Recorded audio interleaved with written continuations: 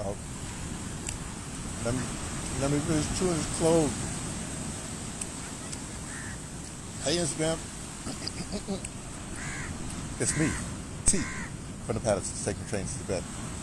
Yeah, we're in blue light. Oh, yeah, we're in blue light, and it's a grand rising. I guess it's a grand rising report. Who am I going to report to? Oh, I know. I got to report to the Blue Light Brigade. Okay. As you may know, was it last week or the week before? Whatever. I didn't make it to it. Every Monday I come down to the shore here, to the beach. The sea is out there someplace. I forgot the name of the sea. I wrote it down some other time. But I enjoy this. Mondays is good. It's the day of the week that I was born, so I guess it has some significance. But I missed a Monday before. Because, well, let's put it this way. I call it wasn't this serious, but, I was sort of, not raised, but, formative years in theater and being who I am, I have to be a bit dramatic. But I had a near psychotic breakdown. Whoa, boy. It was terrible. And I had gone to my healer. That was on a Thursday. And I just started crying. Uncontrollably crying. Before the session, I just started crying. I could not do it. Snot coming out the nose. I mean, I was crying. And I didn't know what was going on, right? And it was quite a while to try to calm me down. But then finally, well, it was quite a while. I mean, it must have been like 20 minutes at least. Pure crying, uncontrollable crying. Man. Now, the only other times I cried like that in my life, the first time was when my grandmother passed, like in 1983. Well, actually, here's how dramatic I could be. My grandmother passed, and 6 weeks later, my mother passed. Then what happened? About 2 months, a month after that, I have to look it up the timeline. But a film came out called Sugarcane Alley by this filmmaker from Martinique. It happened in Martinique. The film took place in Martinique about this young boy and his grandmother and their relationships growing up with that. Anyway, I went to see it because I'm a cineast person, and it's a fun film. I watch every film that possibly could watch. Especially I was in New York too. Oh man, sure. Anyway, there was playing there was a theater opposite Lincoln Center in that area. I went with my second wife, Wanda, and and she had when my grandmother passed. I was actually in New York. I was my gig in New York. My wife was in New Jersey, wanted in New Jersey, and she came up. She had come up and tell me my grandmother had passed. Interestingly enough, I think she's the only person on the planet that could tell me that. I can't explain this to you, but like that. So I was calm and cool or whatever have you. Anyway, I came up to price the apartment, whatever have you. But that time we didn't have cell phones at that time.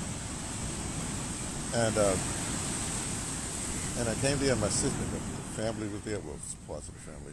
My sister was there. When I showed up, my sister poured me alcohol, everything. Anthony, just look, I got everything handled. I just need one thing. All you're going to do, you're going to do the eulogy, but right now I just need only people to get out of the apartment, the project apartment. Interesting enough, I never ever went back. When I left in 1970, I never went back to that apartment. I could have lived there because we had rooms or whatever. I don't know why it didn't happen. Anyway, so that's what happened. At the funeral, I didn't cry, nothing like that. Had the funeral, had the eulogy. That was quite a trip. There's a whole other story. In fact, to this day, it's one of the best pieces of writing I ever did. I ever did. So anyway, about like I said, about 2 or 3 or whatever months later, I was sitting there, at the movie theater in Manhattan. Where was I? It was the last showing. And I just started, and she was watching me off the corner of her eye. And I just watched the film, watched the film. She kept her senses glancing at me. I'm going like, I'm paying no attention. Until the end credit comes, and then I realized it was the story of me and my grandmother. I started crying. I mean, bawling. Right there in the theater, there was the last show. Luckily, people were going out, and I was kind of she consoled me and took me outside. I sat there in the big, back there like 60, something like that. It's this medium there of, traffic on one side, and the other side. Then you have trees or planters in the middle, like that on Broadway. And I just cried. I must have cried. It was more than, again, about 20 minutes or more right now. Anyway, so that was the early, it's 83. Now, let me jump real quick. Then the next time I cried uncontrollably is when I first went to Africa, and I went to a conference in Dakar, Senegal, and as part of the thing, we went to Gorée Island, to a door and no return, through a series of events, as it happened anyway. When we got back to there, I had this experience there with the change and all the rest of that stuff. I went to that some other time. I went into that before. Anyway, after that experience, I went there and did this whole dancing thing they did and all the rest of the stuff. And as it turns out, I started crying uncontrollably. I mean, I say the spirit, the ancestors try to grab me back, but anyway. Kumbutore and this other young lady got me out of there, whatever. The point is, I cried uncontrollably. I cried there. I cried on the plane home. I was bawling uncontrollably. So that's like 1995? It's about 1995, 1996, somewhere around there. Then this happened, just last month, So now we're in, 25, whatever it is. And now my thing is like, you see, I'm a rational person. Okay? I insist, the thing that got me out of the South Bronx, but not only my reading acumen, but because anything happens, I can rationalize my way out of it. In other words, if something happens that seems really bad, I can figure out a way that I can make it, I won't say good, but I can make it not as bad as, I can make it so I can navigate out of that situation. Let's put it that way. Well, I'm trying to figure out why was I falling so much? When I realized, because at that particular point, when my healing, the energies or whatever, the spinal, it's a whole nervous system, muscular thing, and started moving down. It affected the way I was walking. I could hardly walk, and now it keeps on moving out. Sort of working on it, right? Hopefully today I'll start hopefully some sound therapy. So maybe in a month, we'll get to that until later night. So, and I'm trying to figure out, now I know maybe it was my grandmother's passing that triggered that. Then maybe it was, then 10 years later, whatever, maybe it was 12 years later, maybe it was,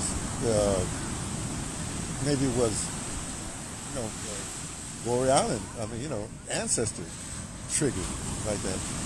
Now, what could possibly trigger? I wasn't doing nothing. I did no funeral, no nothing happening. And the only thing I could figure for now, because I have to rationalize my way so I can keep on moving. Otherwise, you could be swept up in trying to figure stuff out. Is that I cried for me. Now, let me explain. When my grandmother passed, after that happened in the 80s. The 80s was a very interesting time. I know you had a lot of drugs happening. I didn't have to get into that scene. But that's when I had chunked my, had a very big house. It doesn't matter, but I left that life, went back down to zero. And all throughout the 80s, I was in from 82 on to 96, even through today. I was at the best graduate school, the best university the universe ever created. We're talking about WBAI radio in New York. I'm telling you, the people at that station on all stratas was amazing. Everything from Tom Whisker doing weaponry to Lambe and Maury is there. I'm working with Bernard, Doug Henwood, Michel Kaku. I mean, Mike Sargent, just everybody, arts. It was amazing. If you wanted to know anything, I had this fantasy one time. I said, because Oprah was very popular later on in that thing. I said, I want Oprah to sponsor this show, but I would do, I say, your guys against my guys, right? So, you bring your, you have somebody, this is a regular person, and then they can choose whoever they want to be their backup. I can only choose from WBAI personnel. Man, I'd smoke them. We would smoke them. The people at that WBI there. And not just them, but just people passing through.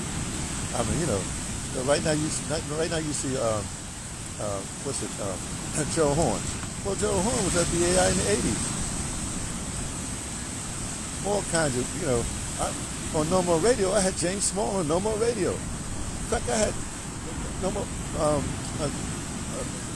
Dr. Moore, Johnny Moore, the hobo herbologist, was on No More Radio. He was the precursor to Dr. Savy. Dr. Savy was there in the 80s. He didn't go to my program. But the 80s, I was all over the place. That's where I worked. Numbers and You, Roy Stringland. He wasn't on my program either. But the point is, they were in the, got exposed to all those people. Plus, all through the 80s, and all those woo-woo kind of things, like, what I say, like any healing kind of thing, just to watch the sunrise, those things like that. Not wearing glasses so you can get that first thing. All those kind of things, Reiki, all that kind of stuff I learned in the 80s. So when I think about it, it was amazing, So by me stopping what I was doing and being, I don't know, what was I, nomad or basically, I was a nothing. I didn't have no job or nothing like that. I was an artist model. Oh, art. Oh, man. That's what, there's a guy. Yeah, around the same time. In the 60s, there was this guy, this artist. I got to look him up. He drew his art piece that got a lot of attention because he got a lot of money. It was LBJ, Lyndon Baines Johnson. We put him in a Target, bullseye Target, and he sold that piece. And it was a spectacular. It was just everybody. Anyway, I sat with him in his studio for a while because I was interviewing bunches of people, and he explained to me the whole thing about the stock market, how the stock market was a sham. The knowledge that I got in the 80s and on to the 90s was just extraordinary. This is beyond any graduate school you could ever want, any school, any whatever. The kind of people I could interview, it was unbelievable. I say all that just to say, and then, but like I said, at the same time, what I'm getting to at the same time, the social fabric, because you had crack, cocaine, all this happening. But if he wasn't involved with that, there was an opposite that was happening. So even right now, I suppose, right now, what you can look at is that all the stuff that's happening in the world that seems bad or whatever it is, well, there's probably an opposite, incredibly good happening. So instead of you tapping into the bad or reacting to the bad, the Donald and the boys, you know what I mean? You could find the good. You could tap into that and spend your energy and time tapping into the good. It might make some tears, but my point is, so that's what happened. And then the same thing after. So I did all these audio dramas. That's when I really got audio drama. I was doing incredible. I was doing theater then. I was doing audio dramas all through the 80s into the 90s. Then when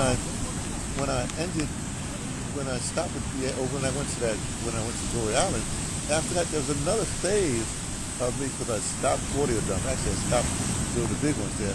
I started traveling the world, doing audio drama workshops. And that was a whole other thing. Unbelievable. Even in that period, that's when I did play. I did the award-winning, blah, blah, blah, blah, blah, blah. The point is,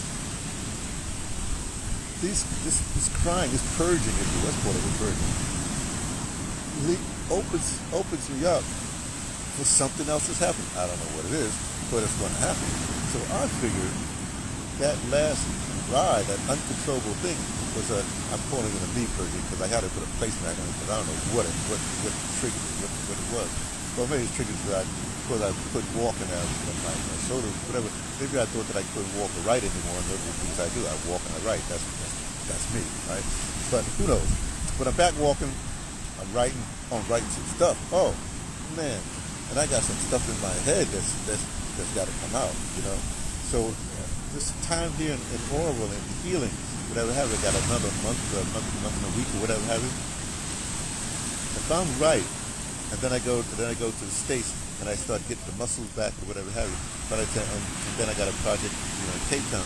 But by the time I get back to my base, let's put it that way, and in DeBrother, then things are going to cook. Things are having to things will be popping off. So that's what I'm figuring. But that's what I'm happy, you know. I'm ecstatic. I'm glad things turn out. You know, I have this thing. I got this pretty big price. Piece of blessing is eternal. So you know the precept. I walk by faith, not by sight. So I don't have to figure it out. I just do it just to, you know, just for my own, you know, whatever. But I don't have to figure it out. I just gotta do it. I gotta walk it and write it and execute it. Right? Thought, speech, action. Thank you, Mr. Beautiful Jr. All right, that's it. Hey, Grand Rising. Talk to you later. Bye.